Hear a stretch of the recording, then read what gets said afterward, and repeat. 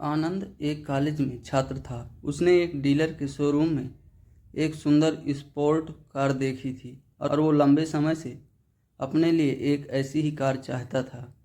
आनंद जानता था उसके माता पिता इसे खरीदने के लिए सक्षम हैं, इसलिए उसने उन्हें बताया कि उसे ये कार अपने ग्रेजुएशन कंप्लीट होने पर गिफ्ट के रूप में चाहिए। देखते ही देखते वो दिन भी आ गया और पिता ने जेम्स को अपने निजी कार्यालय में बुलाया। उन्होंने उससे कहा कि मुझे तुम्हारे जैसे अच्छे बेटे पर बहुत गर्व है।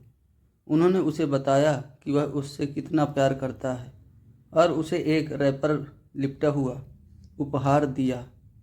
आनंद उस छोटे से गिफ्ट के डब्बे को देख निराशा महसूस करने लगा, लेकिन वह जानने के लिए उत्सुक था कि ऐसा क्या था उस बॉक्स में। इसलिए उसने बॉक्स तुरंत खोला और उसमें एक लाल कपड़े से लिपटी भगवत गीता देखी। आप इतने अमीर हैं और आप मुझे केवल एक गीता दे रहे हैं। काफ़ी गुस्से से अपने पिता पर वो चिल्लाया और अपनी नाराज़गी और गुस्से के बस में आकर आनंद ने आओ देखा न ताओ तुरंत घर छोड़ दिया। काफ़ी साल बीत गए। आनंद अब एक सफल व्यवसायी बन गया था। वह अपने जीवन में खुश था। उसकी शादी हो चुकी थी और उसके 2 बच्चे थे। उनका परिवार एक सुंदर घर में रहता था, लेकिन उसके पिता के साथ टूटे रिश्तों के कारण उसकी आत्मा अभी भी आहत थी। आनंद अपने पिता का घर छोड़ने के बाद कभी उनसे नहीं मिला था। आनंद को उस दिन के बाद अपने पिता को न मिलने का पछतावा हमेशा रहने वाला था, क्योंकि एक दिन उस एक पत्र मिला जिसमें उसके पिता के निधन की खबर थी और साथ ही ये बताया गया था कि उन्होंने अपने जीवन भर की पूंजी वसीयतनामा के अनुसार अब आनंद के नाम कर गए थे।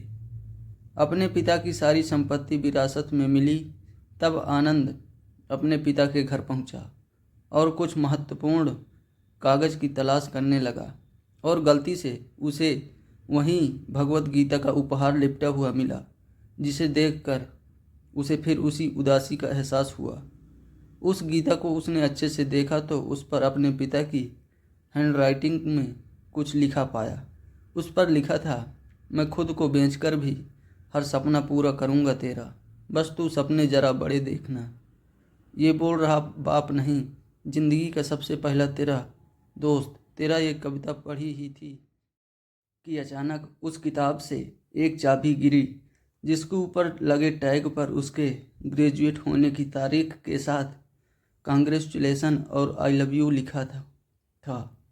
आनंद के सर के ऊपर से उसके पिता का साया तो पहले ही उठ चुका था और आज उसकी ज़िंदगी की सबसे बड़ी गलती के बारे में जानकर उसके पैरों के नीचे से ज़मीन भी खिसक गई।